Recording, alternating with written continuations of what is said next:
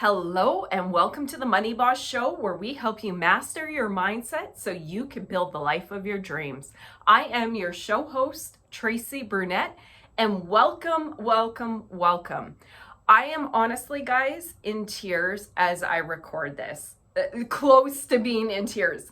I am so emotional. This is my absolute dream and my mission, and the reason I have been put on planet Earth, I truly believe, is to help people master their money mindset so they can build a life of their dreams, build a life on their own terms, and be the boss and in charge of their own life. So let me tell you a little bit about who I am, my journey, why I launched this show, and what you can expect when you tune into our episodes. So my name is Tracy Brunette, and I was born in Manitoba, Canada, and I have always had this weird obsession with money. And if that makes you a little awkward, we're going to handle that in the podcast too. I've always been incredibly interested about money. I wanted to make it from a young age. And I don't know if that came from the fact that both my parents were self-employed and entrepreneurs. And as I grew up and went through the school system and observed my parents and how they reacted and lived in the world versus parents of the kids that I went to school with, I quickly realized that my parents were able to live life differently as self-employed individuals. And that doesn't mean that I came from extreme wealth, not by any means. But what I realized is my parents, because they owned their time as entrepreneurs, they were able to live life on their own terms and do things that individuals couldn't in a 9-to-5, Monday to Friday position. We were able to scoot off and go on holidays and do different things provided by the freedom they had from being self-employed. So I don't know where my spark and interest for money came in, but I literally, at the age of like 6 years old, was trying to figure out ways to make money. It was ridiculous. I lived in the country, so I tried to do a lemonade stand, but there was nobody out there, so it didn't work well. I tried to mold some clay statues from some clay soil we had on our property. I do not have the knack for crafting, so that didn't work out. But I always remember just trying to hustle as a kid to have money. And it's not even that I didn't have an allowance or I needed more money. I just had a desire, an interest, where my other sibling, she was into crafting and painting and different things like that. I was always very focused on money. And growing up, again, like I said, going through elementary school, high school, I just observed the world. And I continue to have that passion for money. And observing the way that my parents lived, again, as I mentioned, versus the kids' parents that I went to school with, I realized that wasn't really the life I wanted. I wanted to be self-employed and I wanted to live like my parents. So fast forward to high school, didn't really know what I wanted to do so terribly much, but I grew up in agriculture area and I liked business. So I decided to take an agriculture business major program at university. Of course, that's where you go, right? I wanted to be self-employed, but at 18 years old, the options weren't really there that are here for young entrepreneurs now in 2023. Back then, it was definitely more brick and mortar. So if you wanted to do a business, you really had to have a lot of money. And at 18 years old, I had no money. So, of course, you go down the career path and the path in life that society expects of you. You finish high school and then you go to university. So, I did that. I did a 2-year program, and all the time just interested, reading books. I started reading some money books at a very young age. Not even that I was geeky. I just wanted to figure out how to learn how to make money. I remember one of my 2 earliest books that I read is Rich Dad, Poor Dad by Robert Kiyosaki. Amazing book. And that was one that changed my life and further really reinforced the idea that I didn't want to be an employee. I had no idea how I was going to start my own business at that age, but I got some great knowledge from Robert's book saying that if I wanted to live the life that my parents lived, I had to do what they did and start a business and start building assets and live according to the rich dad philosophy, not the poor dad going to work every day. So that was the number one book that really impacted me at a young age. And then number 2 was The Wealthy Barber.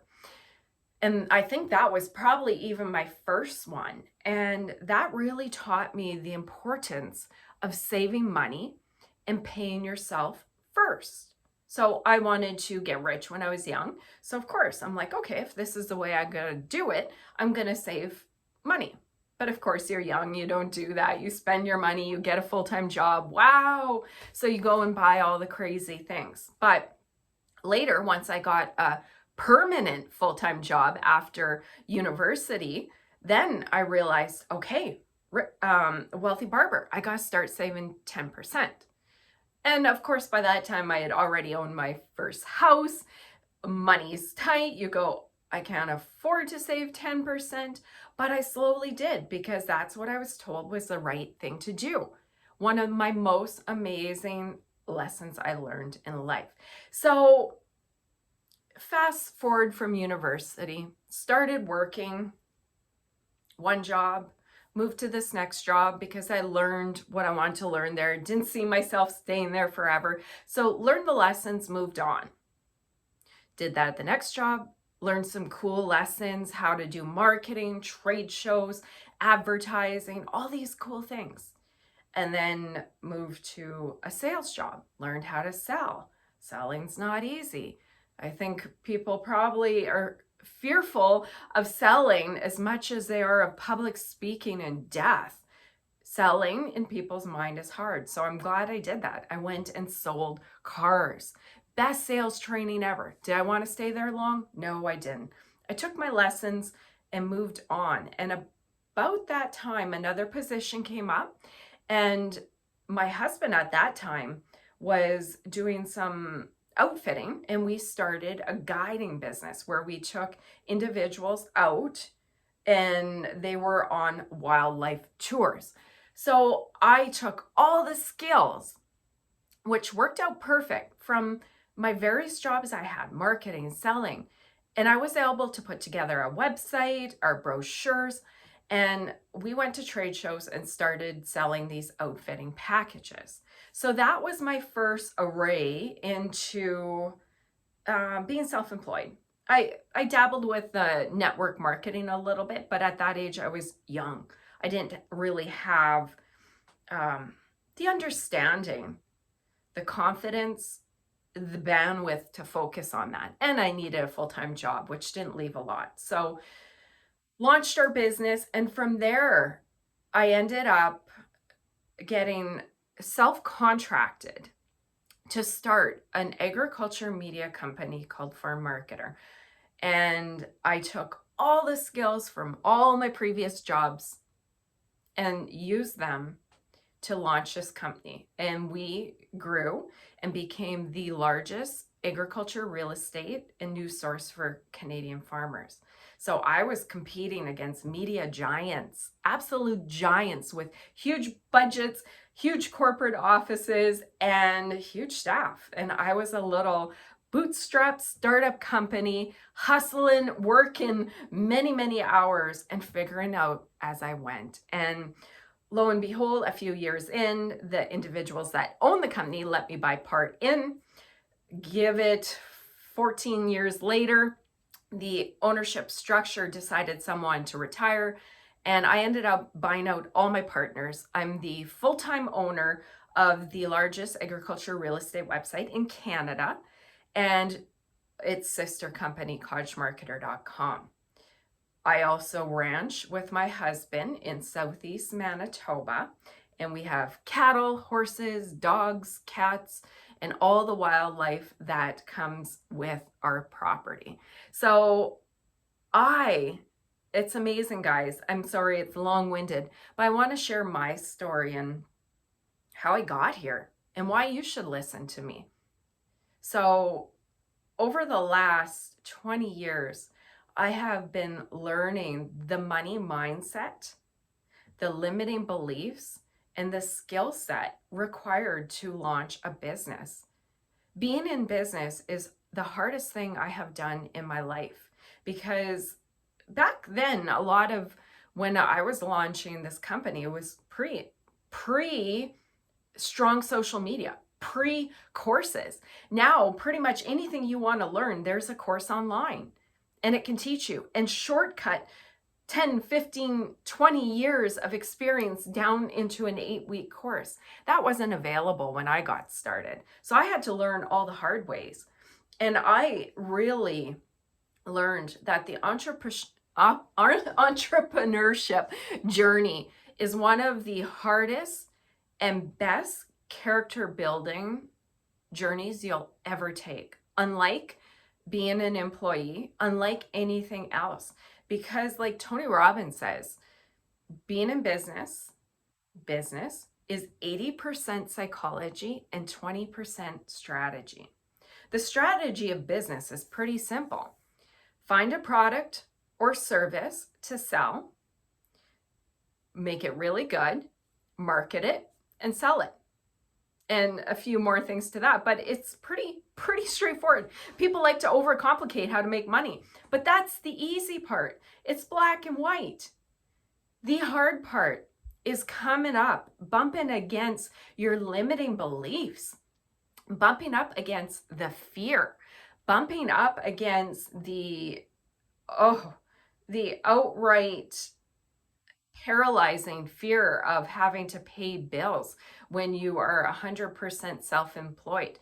The sheer volume of motivation it takes to get up each and every day, knowing for the most part, the early part of your business, that you're the one pushing the boulder up the mountain every day. And if you don't show up, nothing gets done. And also, the unbelievable thing is when you're an employee, you are usually hired for a skill set. Sometimes a lot of jobs, admin or marketing, you have a variety of tasks you work on within a skill set. But a lot of times when you're an employee, you're a lawyer, you're an architect, you are an office manager, you're a marketer, you're a salesperson. Your tasks are pretty well defined and within a scope. But when you become an entrepreneur and you own your own business, unless you have venture capital to start, you do not have the money to hire all of those people that in a normal company would have their own role. Marketing, sales, the president, which would be you overseeing everything, a VP to take care of the finances, an office person, etc., etc. So not only is it incredibly trying mentally, it is incredibly trying because you're wearing multiple hats at all times. So it is a journey unlike anything I've ever done in my life before. And back in those days, like I said, podcasts were very young. YouTube was very young. Courses weren't available. So when I was frozen in fear going, I can't do this. Who am I to do this? This has been said before. I don't know how to do this. It was a lot of searching around, a lot. You'd listen to 10 podcasts to get a tiny little grain. And there was a fraction of the podcast back then. There was no course to train you. So it is a journey that is often compared to rolling a boulder up the mountain every day. So here I am 20 years later. I've built / manifested the life of my dreams. I have my dream husband, my dream property. I always wanted to be a rancher with horses and cows because that's what I grew up with here in the countryside in Manitoba, Canada. Both my grandparents were farmers. I have manifested companies and financial wealth that goes with all the years of work that I've put into it. I have assets, land investments, media companies, and a few other online media properties that I have built and managed. So my goal with this podcast, with our website, with the course that we're launching shortly, the Money Boss Mindset course, is to help you get to the root of the mindset behind making money.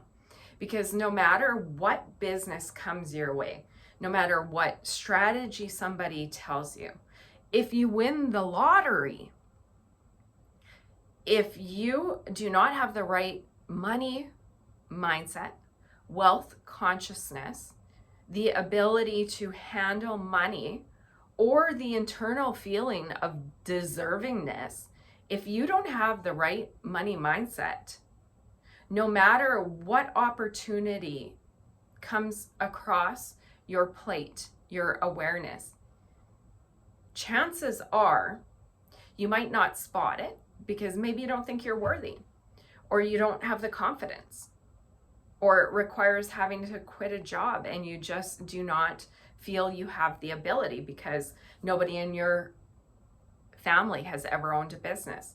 If you don't have the right money mindset, and if you don't work on your money mindset on a daily basis, you will not be able to spot, hold, or grow those opportunities. You may start and you may have some success, but often there's other forces that come into play, like self-sabotage, like resistance.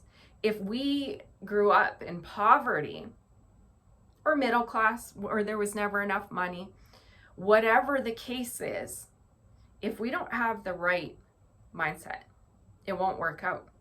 We could just spin our wheels. We can take one step forward, 2 steps back. We can completely sabotage.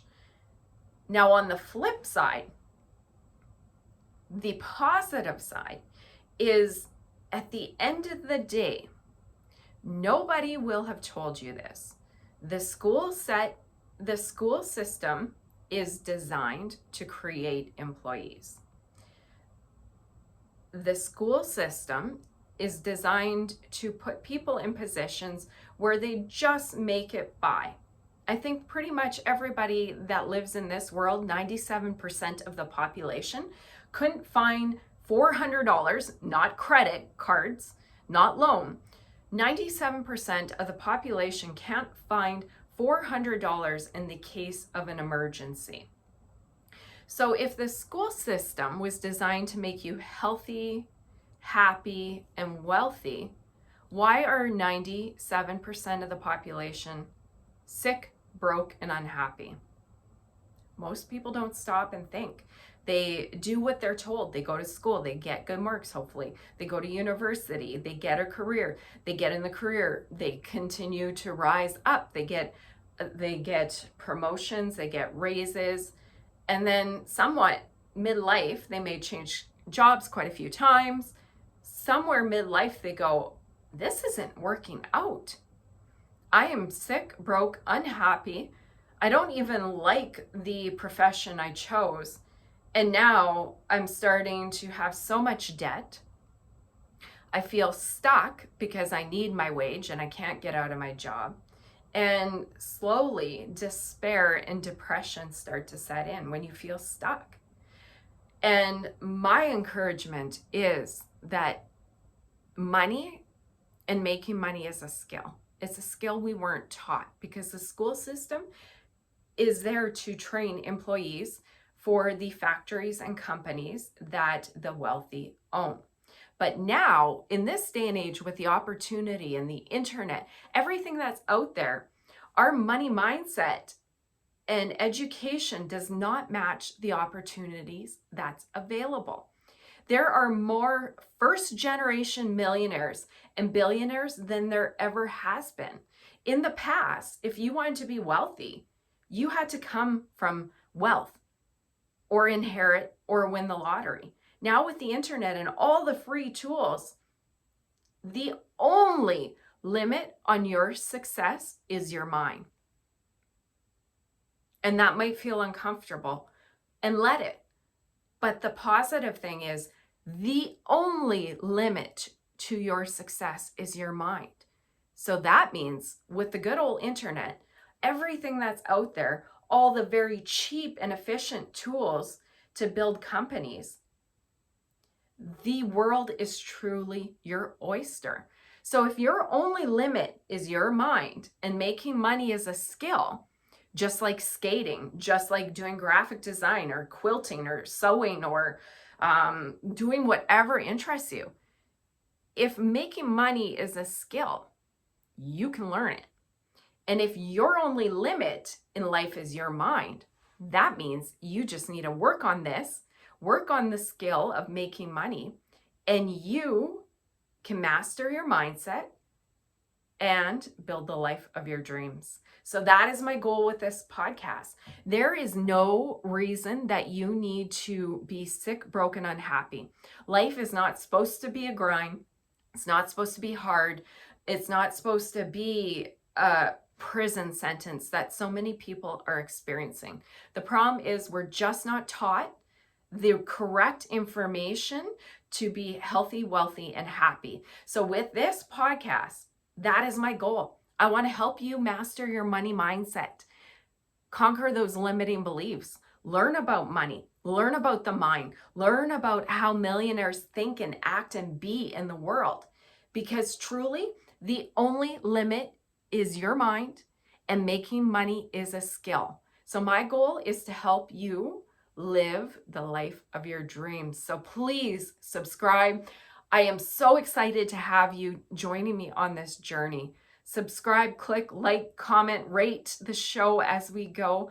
I am truly so excited to help hundreds, thousands, millions of people build life and live life on their terms, including health, wealth, and happiness.